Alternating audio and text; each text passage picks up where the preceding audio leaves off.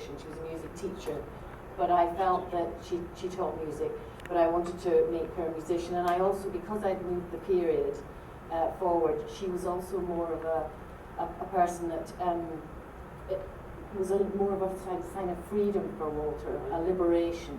That this because I moved her into, she was a woman just on the brink of that period, moving out from that stultifying 50s into the 60s.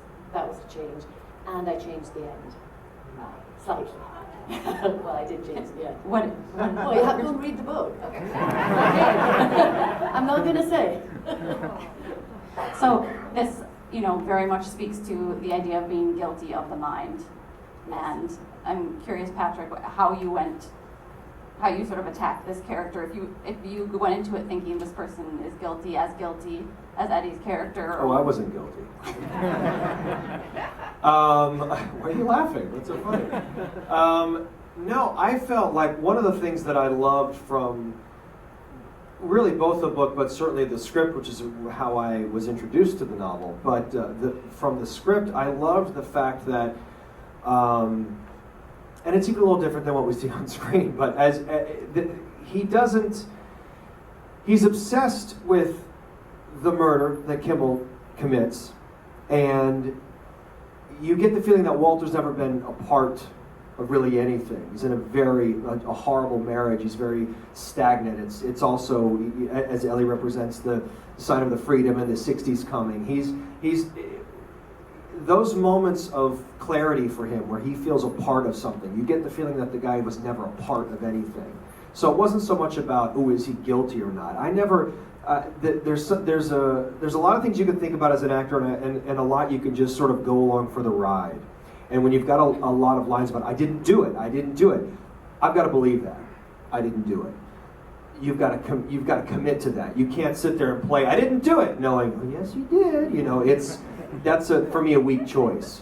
So this is a guy that was obsessed, followed this crime, pushed it to how far could he go without actually doing it. And then it's up to the audience to go, you know what, I think he did. I think he pushed her. I think he did this. Do you think he thinks he pushed her? Do I think he thinks he pushed her? Do you think he has any self-reflection about that and or does he truly believe in himself to be completely innocent? I think he does. For me, yes. I think he's innocent. I think he thinks that he's innocent. Because you've just seen the film. Yeah, I do. That's what I played. And the series that's why it's called The Blunderer in the novel. He keeps making these horrible mistakes that he probably wouldn't make if he was a lawyer, or he would know how to get himself out of it, is the other thing. But I think he just has these series of really stupid mistakes that if it were a contemporary movie, it would be more of a comedy. You'd go, are you kidding me? What are you doing?